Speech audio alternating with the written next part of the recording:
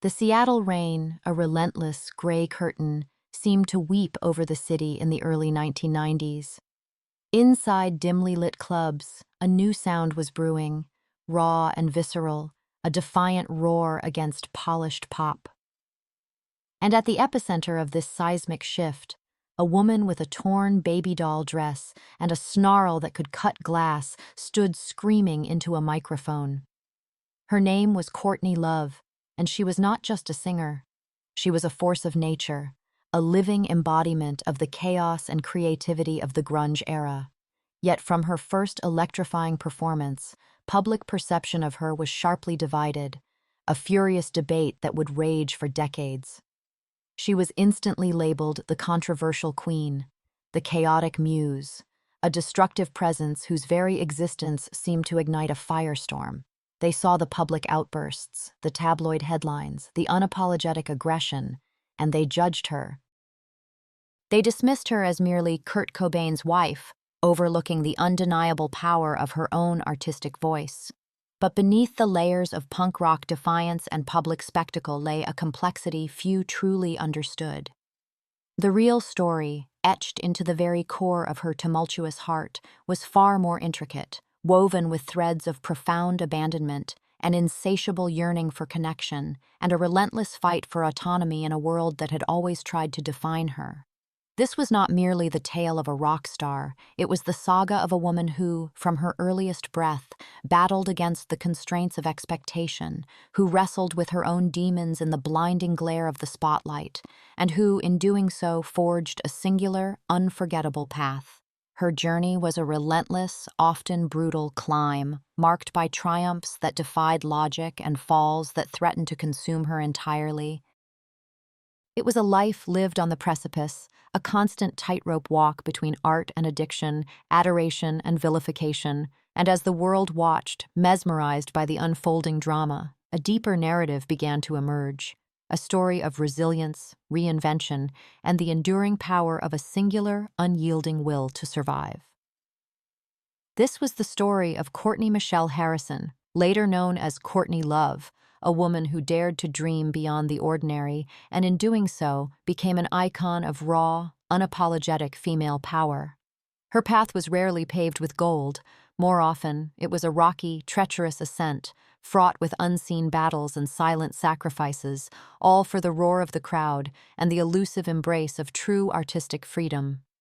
On July 9, 1964, in San Francisco, California, a whirlwind named Courtney Michelle Harrison entered the world. She was born to Linda Carroll, a psychotherapist and author, and Hank Harrison, a publisher and former road manager for the Grateful Dead. Their union was a brief, tempestuous affair, steeped in the counterculture ethos of the era. Linda, a descendant of Irish immigrants, possessed a sharp intellect and a fiercely independent spirit, while Hank, with his connections to the burgeoning psychedelic rock scene, brought a chaotic, unconventional energy to the nascent family. Even from her earliest days, Courtney's family environment was anything but stable. The Harrison household, if it could even be called that for long, was a volatile landscape of artistic ambition and emotional unrest. Her parents divorced just a year after her birth, leaving a profound sense of instability at the very foundation of Courtney's life. Her mother, Linda, moved Courtney frequently, often with various partners, as she navigated her own spiritual and personal quest. Courtney was exposed to an eclectic mix of intellectual and artistic influences from a tender age. Her godmother was the famous counterculture figure Frances Bean Cobain's godmother and close friend of Timothy Leary, the renowned advocate of psychedelic drugs. This early immersion in alternative lifestyles, while perhaps broadening her horizons, simultaneously denied her the traditional anchors of a stable home. Growing up, Courtney exhibited a fiercely independent streak and an almost preternatural defiance. She was an intelligent child, but her academic career was marked by disruption, as she moved between numerous schools and even spent time in juvenile detention centers for shoplifting. She developed an early interest in music and performance, gravitating towards rebellious figures like Patti Smith and Joan Jett. Her unique traits included an undeniable charisma, a sharp wit, and a magnetic presence that drew others to her, even as her unpredictable behavior often alienated them.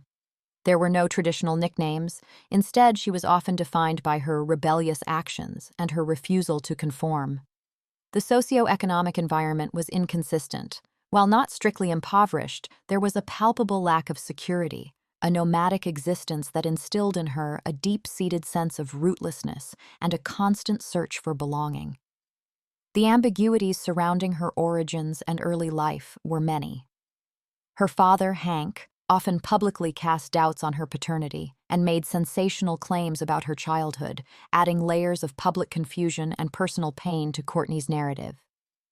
These public disputes would later resurface, fueled by media scrutiny, and contribute to her ongoing battles with identity and trust. Her initial exposure to music was organic and raw. She found solace and rebellion in punk rock, discovering a genre that mirrored her own internal turmoil.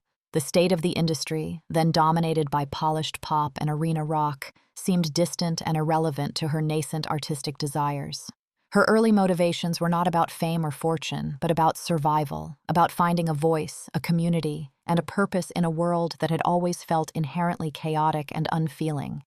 The hurdles were immense: a lack of formal training, a fractured background, and a world not yet ready for her uncompromising brand of female rage and vulnerability, but the fire of her ambition, however raw, was already burning.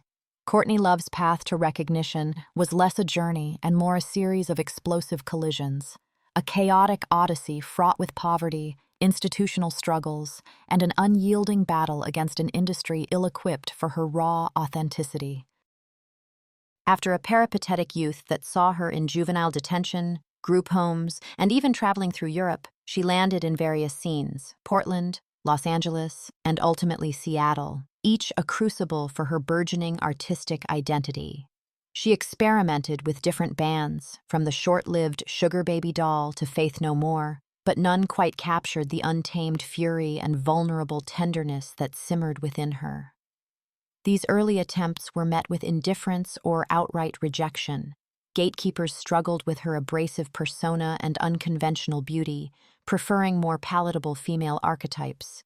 Poverty was a constant shadow, forcing her into desperate situations, including stripping, a harrowing experience that further shaped her worldview and fueled her desire for control and financial independence. Her relentless efforts were fueled by an almost desperate need for self-expression. She devoured books, absorbing literature and philosophy, constantly honing her lyrical sensibility. She immersed herself in underground music scenes, dissecting punk and riot girl aesthetics, eager to find a space where her voice could truly resonate. Her breakthrough moment arrived with the formation of Hole in 1989. With Eric Erlandson, Jill Emery, and Caroline Rue, she found a sound that was loud, messy, and fiercely feminine, a perfect conduit for her unfiltered rage and raw emotion. Their debut album, Pretty on the Inside, released in 1991, was a jarring, abrasive masterpiece, earning critical acclaim from the indie press for its visceral intensity and Courtney's unvarnished lyrics. The public and critical reception to Hole, and particularly to Courtney, was immediate and polarizing. Some hailed her as a vital, unapologetic voice for female angst and empowerment, a necessary antidote to the male-dominated grunge scene. Others dismissed her as a mere provocateur, a talentless attention seeker, reducing her complex artistry to superficial theatrics. Her raw stage presence, marked by torn clothing, smudged makeup, and searing screams, shocked some and captivated others. She embodied a dangerous freedom that terrified the mainstream but resonated deeply with a generation hungry for authenticity. The impact of her rising prominence on her personal life and fragmented family was profound and immediate. The newfound attention brought both opportunity and immense scrutiny. Her past, filled with institutionalization and illicit jobs, was dragged into the harsh glare of the public eye, often sensationalized and distorted. The financial status of her early life began to shift, but the deep-seated emotional scars remained, magnified by the relentless pressure of fame. Her relationships with her estranged family members became even more complicated, with public disputes and accusations often playing out in the media, further isolating her even as her star ascended. She was finally gaining recognition, but the cost was an unyielding invasion of her most private pain, a paradoxical victory that brought both liberation and a new kind of confinement. Courtney Love's romantic entanglements were never mere affairs of the heart. They were explosive collisions of passion, ambition, and often self-destruction, played out on the grand, unforgiving stage of public scrutiny. Each relationship seemed to amplify the inherent chaos that trailed her, turning private connections into tabloid fodder and contributing significantly to her complex public persona. Before her most infamous union, she navigated a series of intense, often tumultuous, liaisons within the punk rock and alternative music scenes. Her early relationships, with figures like Julian Cope of The Teardrop Explodes and Trent Reznor of Nine Inch Nails, were often characterized by fierce artistic chemistry and equally fierce personal clashes, fueling her lyrical content and shaping her raw, emotional delivery. These were not relationships built on quiet domesticity, but on shared artistic hunger and a mutual embrace of the fringes. However, it was her turbulent, all-consuming relationship with Kurt Cobain, the enigmatic frontman of Nirvana, that cemented her place in rock and roll legend and simultaneously thrust her into an unprecedented level of public vilification. They met in 1990, two damaged souls drawn together by a shared understanding of pain, artistic genius, and a desperate desire for love. Their romance was a whirlwind of intense passion, artistic collaboration, and a mutual descent into drug addiction. "We were crazy, but we loved each other," she later recalled, a sentiment that captured the paradoxical nature of their bond. Their marriage in 1992 on a Hawaiian beach was a defiant act of love against a world that already seemed to judge them. The birth of their daughter, Frances Bean Cobain, later that year, brought a fleeting moment of perceived normalcy, a glimpse into a potential future that was tragically short-lived. But their union, emblematic of the grunge era's raw authenticity and despair, quickly became a lightning rod for controversy. Tabloids obsessed over their drug use, portraying them as reckless, irresponsible parents. An infamous Vanity Fair article in 1992, alleging Courtney used heroin while pregnant, sparked a firestorm, leading to a temporary loss of custody of Frances Bean and a relentless media assault that painted Courtney as a monstrous figure. This scandal, played out against the backdrop of Kurt's burgeoning mental health struggles and addiction, amplified the public's existing distrust of Courtney, cementing her image as a manipulative, destructive force. She became a scapegoat, blamed for Kurt's struggles, a narrative that would haunt her for decades. The societal context of the early 1990s, still grappling with shifting gender roles and conservative backlashes, found an easy target in Courtney, a woman who refused to conform to any demure stereotype. She was too loud, too aggressive, too unapologetically sexual, and too powerful for many to accept, especially when paired with the beloved, fragile Kurt. After Kurt's death in 1994, the scrutiny intensified to an almost unimaginable degree. Courtney was relentlessly targeted by conspiracy theories and public accusations, her grief inextricably tangled with public suspicion. She fought fiercely to protect Kurt's legacy and her daughter, a battle that often played out in sensationalized court proceedings and emotionally charged public statements. Her subsequent relationships, though less iconic, continued to garner media attention. Her on-again, off-again romance with actor Edward Norton in the late 1990s, and later a relationship with Steve Coogan, offered brief periods of perceived stability, but the shadow of her past and the intense public interest never truly receded. Each entanglement, each public scandal, served as a raw, vivid scene in the dramatic saga of her life, revealing the immense emotional toll of living under such intense scrutiny and her desperate, often self-destructive attempts to find love and acceptance in a world that consistently judged her by the harshest of standards. The zenith of Courtney Love's career was a blistering, unapologetic roar that redefined female rock stardom, cementing her as an icon of fierce vulnerability and raw power in the mid to late 1990s. While her personal life often overshadowed her artistic endeavors, it was during this period that her band, Hole, reached critical and commercial heights, driven by Courtney's undeniable charisma and searing songwriting. Her most iconic roles were not limited to the stage. They were enacted in her fearless media appearances, her confrontational interviews, and her daring fashion choices, all meticulously crafted expressions of her evolving public persona. The groundbreaking achievements came swiftly after Kurt Cobain's death, ironically liberating Courtney to focus fully on her own artistic vision. Hole's sophomore album, Live Through This, released just days after Kurt's passing in April 1994, became a cultural touchstone. It was a visceral, poetic exploration of female rage, sorrow, and survival, widely hailed by critics as a masterpiece.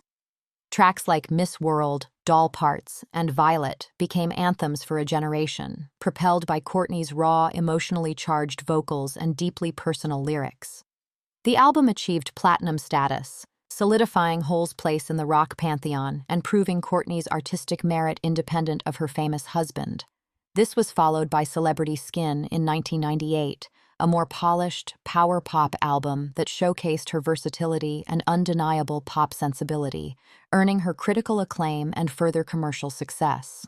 The public persona she projected during this peak was a complex, contradictory masterpiece.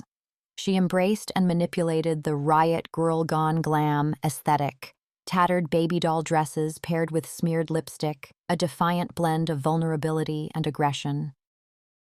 She was the anti-diva, yet utterly captivating, an embodiment of grunge's rejection of mainstream artifice while simultaneously possessing an undeniable star quality. She was a woman who seemingly had nothing to lose, unafraid to be loud, messy, and deeply emotional in public. This persona resonated deeply with those who felt marginalized, offering a powerful symbol of unapologetic female expression in a male-dominated industry.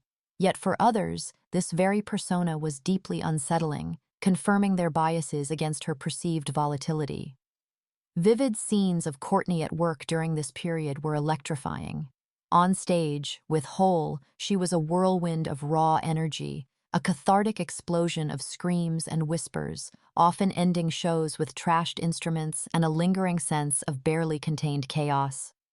Her performances were less about technical perfection and more about emotional transference, a shared experience of pain and liberation with her audience. In interviews, she was notoriously unpredictable, disarmingly charming one moment, fiercely confrontational the next. She would chain smoke, curse, and offer shockingly candid insights into her life, often leaving interviewers stunned. Despite the apparent chaos, there was a sharp intellect at play, a clear understanding of media manipulation, and a fierce protection of her artistic vision. She often interacted with fans with a raw honesty, acknowledging their shared pain and vulnerability, creating a powerful, almost religious bond. Her cultural impact during this peak was monumental. She broke down barriers for female artists in rock, proving that women could be loud, angry, sexual, and powerful without compromise. She became a reluctant feminist icon, embodying a raw, unfiltered expression of female rage and agency that transcended typical pop star imagery. She influenced countless bands and artists who followed, her aesthetic and lyrical honesty paving the way for a new generation of performers. She didn't just sell records. She sold an attitude, a freedom, and a defiant resilience that resonated deeply with a generation hungry for authentic expression. Every stage she graced, every interview she gave, was a testament to her unyielding will to survive and to make her voice heard, leaving an indelible mark on the sound and spirit of the 1990s. Beneath the furious roar of stadium performances and the blinding flash of paparazzi cameras, Courtney Love's secret personal life was a landscape of profound inner conflict, a battleground where vulnerabilities constantly clashed with the relentless pressures of fame and the lingering shadows of a chaotic past. The raw defiance she projected publicly was often a shield, a protective mechanism against deep-seated insecurities stemming from her early abandonment and the profound instability of her childhood. The loss of her mother figure, the constant shuttling between homes, and the lack of consistent parental figures fostered a deep-seated fear of betrayal and an insatiable yearning for unconditional love and acceptance. This yearning often manifested as erratic behavior, a desperate cry for attention, or an almost self-sabotaging attempt to test the limits of those around her. Her inner conflicts were vast and complex. She wrestled constantly with her identity, torn between the punk rock anarchist, the glamorous Hollywood actress, and the grieving widow. The weight of Kurt Cobain's legacy and the constant public blame she endured for his death became an almost unbearable burden. This led to periods of intense loneliness, even when surrounded by throngs of people. The paradox of extreme fame, being universally recognized yet intimately isolated, was a constant companion. She sought solace in various ways, sometimes in destructive patterns, grappling with addictions that provided temporary escape but ultimately deepened her pain. The relentless media scrutiny, the constant dissection of her relationships and her parenting choices contributed significantly to these internal battles, fueling paranoia and a profound distrust of the outside world. Courtney's struggle with addiction was a particularly dark and private chapter, despite its public repercussions. Her battles with drugs, especially heroin in the early 90s, and later prescription medication, were desperate attempts to numb the emotional pain, the profound grief, and the relentless anxiety that plagued her. These struggles often intersected with legal issues, further complicating her life and exposing her vulnerabilities to an unforgiving public. The pressure to maintain a certain image, to be both a grieving widow and a rock goddess, was immense, pushing her to the brink. While many viewed her as a solo, chaotic entity, Courtney did forge a few close, private relationships that offered glimpses of solace and genuine connection. Her enduring friendship with musician Michael Stipe of R.E.M., who became Frances Bean's godfather, provided a stable, non-judgmental presence in her life. These rare confidants witnessed the true Courtney, the intellectually curious, deeply sensitive woman who devoured books and possessed a sharp, often melancholic wit. They saw beyond the public persona, understanding the depths of her sorrow and the fierce love she held for her daughter. These relationships often challenged her in constructive ways, providing a grounded counterpoint to the whirlwind of her public life. Yet, even in these moments of respite, the shadow of her past and the immense pressures of her profession cast a long, unyielding shadow, demonstrating how the wounds of a lifetime, combined with the relentless demands of fame, contributed to an ongoing, agonizing battle for inner peace. The arc of Courtney Love's career, while marked by incredible peaks, was also characterized by periods of profound decline, often punctuated by highly public crises and personal tragedies that intertwined with her professional setbacks. Following the success of Celebrity Skin in 1998 and the subsequent dissolution of Hole, Courtney embarked on a solo career and further ventures into acting. However, the early 2000s saw a marked shift as her legal battles, addiction struggles, and erratic public behavior began to overshadow her artistic output, leading to a period of instability and diminished commercial success. The events leading to this decline were multifactorial. Her ongoing legal disputes over Nirvana's estate and publishing rights, particularly with Dave Grohl and Krist Novoselic, became a constant drain on her resources and emotional well-being. These battles, often playing out in the media, cemented her image as litigious and difficult. Simultaneously, her addiction issues resurfaced more prominently, leading to a series of arrests, probation violations, and stints in rehab. These personal struggles were highly publicized, with tabloids eagerly documenting her every misstep, creating a narrative of self-destruction that overshadowed her musical endeavors. Her attempts to release new music during this period often met with lukewarm reception, unable to recapture the critical or commercial heights of Hole's peak. The specific circumstances of her various crises, particularly in the mid-2000s, were dramatic and often heartbreaking. There were reports of her losing custody of Frances Bean Cobain due to her erratic behavior and struggles with addiction, a profound personal tragedy that played out publicly. Her financial problems became apparent as she alleged mismanagement of Kurt Cobain's estate and her own earnings. The physical deterioration from drug use and immense stress was often visible in public appearances, a stark contrast to the glamorous punk rock goddess of the 90s. The impact on her closest confidants was significant. Many expressed concern, while some distanced themselves, unable to cope with the relentless chaos. The climax of this period of decline wasn't a single, definitive ending, but a series of low points that collectively painted a grim picture. There were arrests, public meltdowns, and increasingly bizarre interviews that fueled the narrative of an artist in freefall. Her attempts to regain control of her life and career were often met with skepticism and resistance, both from the industry and a public conditioned to view her through the lens of controversy. The emotional and physical toll was immense, a visible manifestation of years of trauma, addiction, and relentless scrutiny. While she never fully disappeared, this period marked a significant shift from active, groundbreaking artist to a more cautionary tale, a complex figure battling her demons in plain sight. There were no final moments in the traditional sense of a passing, but rather a profound struggle for survival and redemption, a harrowing battle to reclaim agency over a life that had spiraled into chaos. The immediate reactions to Courtney Love's public struggles and career setbacks in the 2000s were a complex mix of sensationalism, judgment, and a quiet, underlying concern.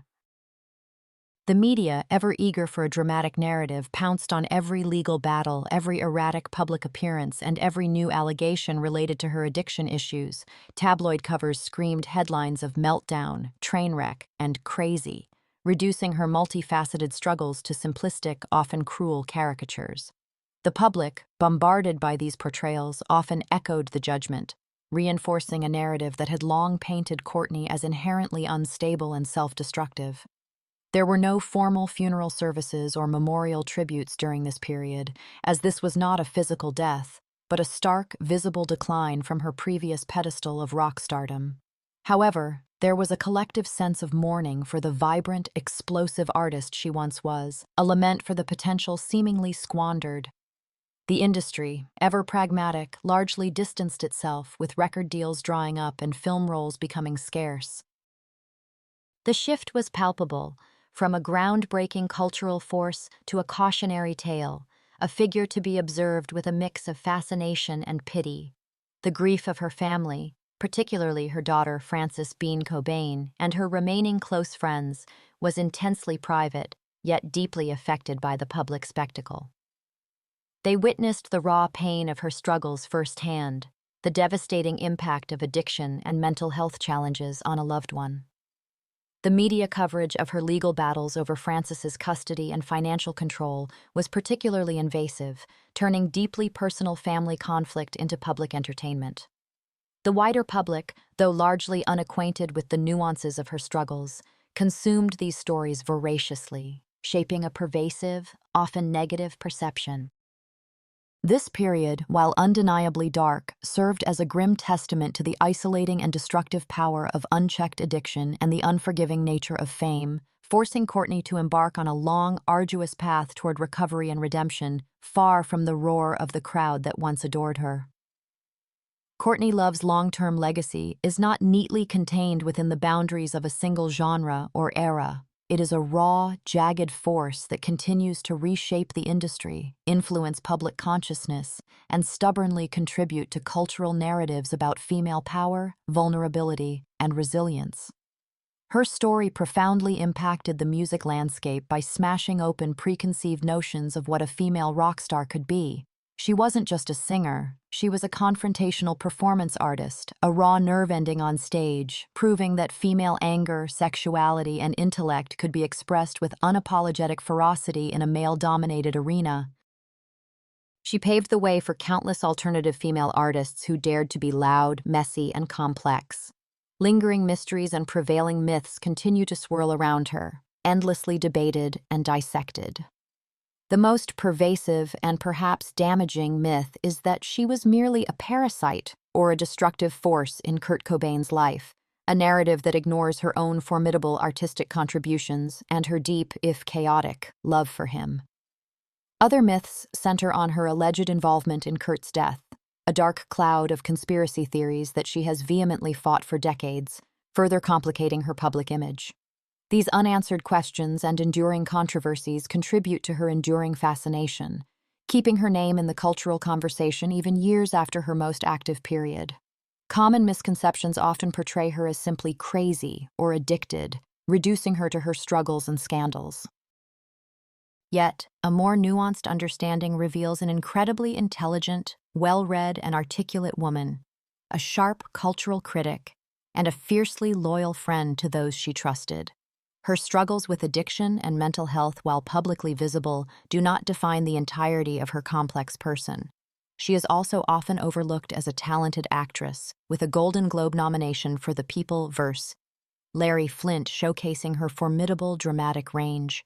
Her story continues to resonate profoundly because it is a raw, unflinching narrative of survival. It's a testament to enduring trauma, relentless public vilification, and the arduous, often messy path to recovery. From the abandonment of her childhood to the profound grief of losing her husband and the public battle for her daughter, Courtney's life is a saga of overcoming immense pain.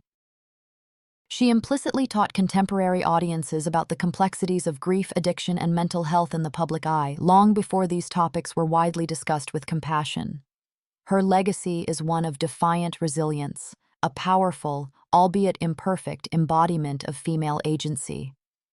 Through her art, her public battles, and her sheer will to survive, she implicitly guides us to a profound lesson: that even in the deepest chaos, a powerful, authentic voice can emerge, leaving an indelible mark on the world by daring to live and scream its truth, no matter the cost. The final chord may yet to sound for Courtney Love, but the reverberations of her turbulent, undeniably impactful life will echo through the halls of rock and roll forever. She was more than a singer. She was a living canvas of human experience, splattered with the raw, vibrant hues of pain, passion, and uncompromising rebellion. Her journey, a relentless scream against the quiet despair, painted vivid scenes of what it meant to be shattered and rebuilt, to be loved fiercely and hated with equal fervor, all while clutching a microphone as if it were her very lifeline. From the fragmented whispers of her lost childhood to the deafening roar of arena stages, she navigated a world that sought to break her, choosing instead to break its rules, one torn dress, one searing lyric, one defiant sneer at a time. The legacy she leaves is not merely a collection of iconic songs or a notorious public image, but a potent, unsettling question whispered into the winds of time. What savage beauty can bloom from the deepest wounds, and what raw truths emerge when we refuse to apologize for our very existence? Her spirit, a beacon of defiant authenticity and chaotic grace, will continue to burn bright, a permanent fixture in the pantheon of those who dared to live, to love, and to create without filter, leaving behind a world forever altered by the unapologetic thrum of her own tumultuous, unforgettable heart.